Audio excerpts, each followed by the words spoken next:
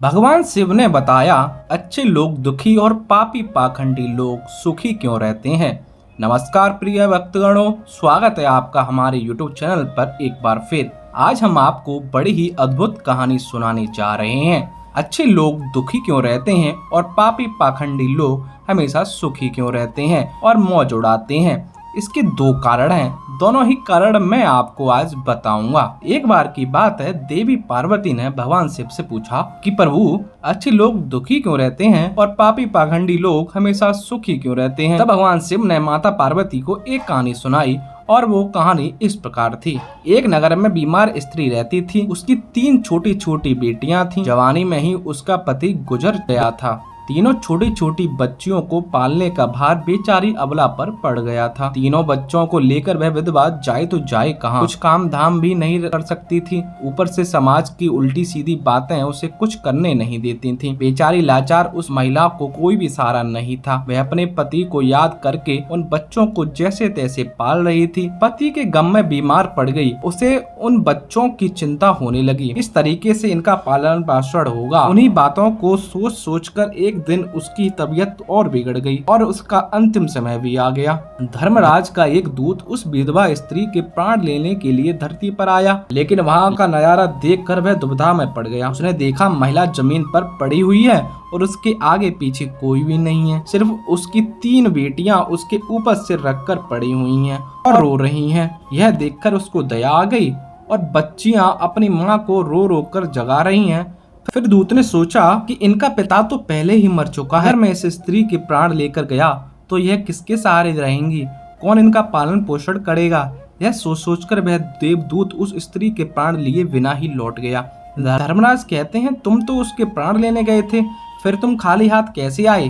तब दूत ने कहा, ये स्वामी, मेरी गलतियों को क्षमा करना। मैं चाहकर भी उसके प्राण नहीं ला पाया। अगर मेरी जगह आप होते तो शायद आप भी खाली हाथ लौट कर आते। मैं बच्चों को दुखी नहीं देख पाया। वे रो रही थीं, अपनी माँ को जगा रही थीं। उन्हें देखने वाला और कोई नहीं था। यदि मैं उस महिला को लेकर आता तो उन बच्चों को कौन देखता, उनका पालन पोषण कौन करता। पृथ्वी लोक के मनुष्य तो इतने स्वार्थी हो गए हैं कि बिना किसी मतलब की कोई किसी का सहारा नहीं बनता। यदि कोई मदद करता भी है तो उसके बदले में उम्मीद करता है या फिर उसे अपने एहसान के नीचे जीवन भर दबा कर रखता है। स्वामी, उस महिला को थोड़ा और समय दिया जाए ताकि वह अपने बच्चों का पालन पोषण बड़ा ही प्यार से कर सके। देवदूत की बात सुनकर धर्मराज उसे डांटते हुए कहा, भगवान की बनाई हुई सृष्टि में ना कोई एक क्षण घटा सकता है, ना एक क्षण बढ़ा सकता है। उसकी मर्जी के बिना ना उसे जीवन दे सकता है, ना समय से पहले मार सकते हैं। ईश्वर जो करता है सबके साथ अच्छा ही करता है। तुम कौन होते हो विधाता के नियम को बदलने वाले। तुमने उस महिला को ना लाकर ईश्वर के नियमों का उल्लंघन किया है। तूने बहुत बड़ा अपराध कर दिया है, इसलिए इसका परिणाम तुम्हें भुगतना ही पड़ेगा। इस पृथ्वी के मनुष्य से तुम्हारा मोह है, उस पृथ्वी पर मनुष्य बनकर तुम्हें पाप भोगना पड़ेगा।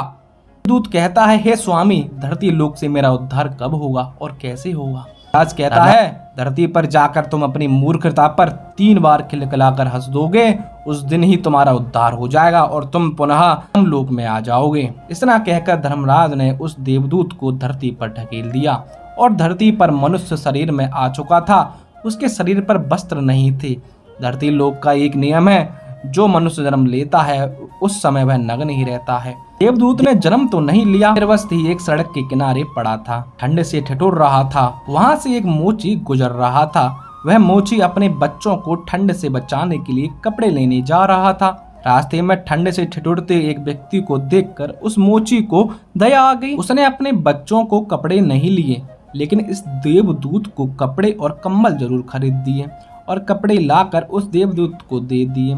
देवदूत कहने लगा, आपने मुझे कपड़े देकर मुझ पर बहुत बड़ा उपकार किया है, लेकिन कपड़े देकर आपने मुझे ठंड से तो बचा लिया, लेकिन मेरे पास ना तो कोई घर है, ना कोई परिवार है, ना कोई भोजन का साधन है। तब मोची बोला, भाई तुम मेरे घर चलो, मैं तुम्हारा सारा खर्चा उठा लूंगा। और वह मोची उस देवदूत को लेकर घर पहुंचा। उधर मोची की पत्नी ने देखा, उसका पति तो बच्चों के लिए कपड़े लेने गया था, कपड़े तो लाया नहीं, उल्टा एक आदमी को घर बुला लाया है। पत्नी अपने पति से झगड़ने लगती है और भला बुला कहने लगती है, यह देखकर देवदूत जोर जोर से हंसने लगा। ही हा हा हा हा।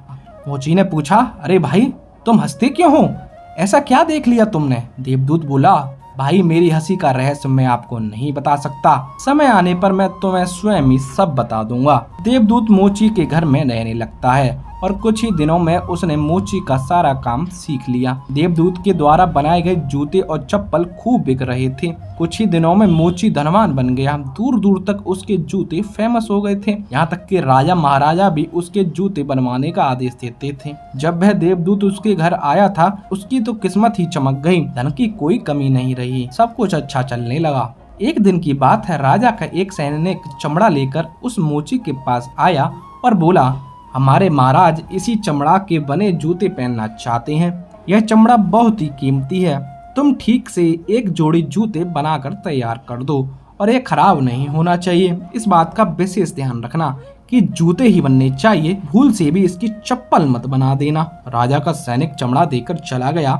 उधर मोची ने भी देवदूत को समझाया, देखो राजा वाली बात है, कोई गलती मत कर देना, चमड़ा भी बहुत कम है, इसलिए चमड़ा खराब नहीं होना चाहिए। जूते की वह कहकर गया है तो जूते ही बनाना, गलती से चप्पल मत बना देना, नहीं तो जटिल से जटिल सजा देगा राजा हमें। मोची के इतना समझाने के बाद भी देवदूत ने चमड़े की चप्पल ही बना दी। चप्पल देखकर मोची की सांसें फूल गईं। वह देवदूत को डांटने लगा, यहाँ तक कि डंडा लेकर उसे मारने के लिए दौड़ा और कहने लगा, अबे मूर्ख, तुझे बार बार समझाया था कि जूते ही बनाना है, लेकिन तूने चप्पल बना दी। अब राजा हमें छोड़ेगा नहीं, तू भी मरेगा, साथ में मैं भी मारा जाऊंगा और मेरे पूरे घर वाले को फांसी लगवा देगा। मोची को अत्यंत दुखी देखकर देवदूत एकदम से खिलखिलाकर हंसने लगा। अबे मूर्ख आदमी, काम बिगाड़ दिया, अब हंस रहा है। वह देखो जूते लेने राजा का सैनिक आ गया। राजा का सैनिक आते हुए बोला, भाई कल जो चमड़ा देकर गया था उसके जूते मत बनाना, चप्पल बना देना, क्योंकि राजा साहब का देहांत हो गया है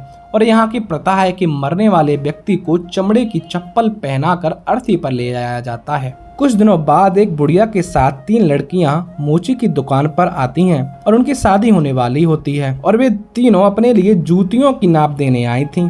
देवदूत ने तीनों लड़कियों को पहचान लिया कि यह 3 तो वही लड़कियां हैं जिनकी मां को ना ले जाने के कारण आज मैं अपने किए की सजा भोग रहा हूँ। यह लड़कियां काफी बड़ी हो गई हैं, लगता है अच्छे घर में पली बड़ी मालूम पड़ रही हैं।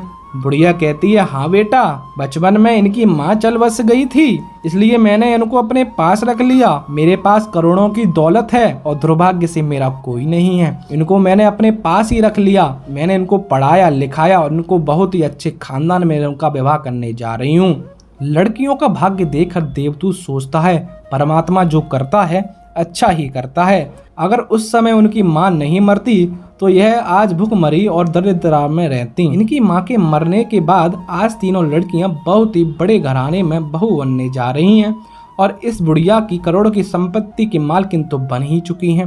यह सब देखकर देवदूत अपनी मूर्खता को सोचकर हंसने लगता है। मोची पूछता है, आप क्यों हंस रहे हो? अपनी हंसी का कारण मुझे बताओ। तब देवदूत उसे बताता है और कहता है, मैं एक देवदूत हूँ और अभी जो यह तीनों लड़कियाँ जूते की नाप देकर गई हैं, इनकी माता को मैं लेने के लिए आया था, लेकिन उस समय यह तीनों छोटी थीं। इन पर तरस खाकर मैं इनकी माँ को नहीं ले गया और उनके पिता का पहले ही निधन हो चुका था। इस कारण मुझे धर्मराज ने श्राप देकर धरती पर भेज दिया। मैं बिना कपड़े के एक सड़क के किनारे पर पड़ा था। तब तुम मुझे अपने घर ले आए। उस समय तुम्हारी पत्नी तुमसे खूब लड़ी थी क्योंकि तुमने अपने बच्चों के कपड़ों के पैसे से मेरे लिए कम्बल और कपड़े खरीद दिए थे। तब मैं पहली बार तुम्हारी पत्नी की मूर्खता को देखकर खूब हंसा था, क्योंकि तुम्हारी पत्नी उस लाभ को नहीं देख पा रही थी जो मेरे आने से तुम्हारे घर में होने वाला था। और दूसरी बार जब हंसी आई जब तुम राजा के जूते नहीं बना पाने की वजह से मुझे मार रहे थे और पीछे भाग रहे थे। उस समय राजा के बारे में बता रहे थे, लेकिन तुमको यह नहीं मालूम था कि राजा के साथ क्या घटना होने वाली है, जिसके कारण राजा को जूतों से अधिक चप्पलों की आवश्यकता पड़ गई। कई बार ऐसा होता है कि हम चीजों को देखकर या सोचकर दुख बनाते हैं जो हम उसे देख नहीं पाते। जो होने वाला होता है, कई बार परमात्मा हमारी अच्छी भलाई के लिए हमारे साथ बुरा करता है, पर हमें उसे देखकर भगवान को कोसते हैं। हम उसे नहीं देख पाते जो हमारे साथ भविष्य में होने वाला होता है। कई बार हमारे साथ वर्तमान में अच्छा होता है तो हम बहुत खुश होते हैं, लेकिन हम यह नहीं देख पाते कि भविष्य में क्या होने वाला है। हमारे साथ दो तरह की घटना होती हैं, अच्छी या बुरी, लेकिन हमें हमेशा यह सोचना चाहिए भगवान जो करेगा अच्छा ही करेगा। यह सोचकर आगे बढ़ना चाहिए। अच्छे लोगों के साथ में अच्छा हो सके। और दूसरा यह है कि अच्छे लोग हमेशा ईश्वर के साथ जुड़े रहते हैं और इन पर ईश्वर को जुड़ा रहना भी चाहिए। अंत में देवदूत मोची को सब कुछ समझाकर वापस धर्मराज के पास चला जाता है और उनसे कहता है मैं क्षमा चाहता हूँ, और अपना कार्य पुनः करने लगता है। तो दोस्तों, आज की कहानी आपको कैसी लगी ये कमेंट सेक्शन में जरूर बताएं। मिलते हैं जल्द नई वीडियो के साथ, तब तक के लिए जय श्री कृष्णा दोस्तों।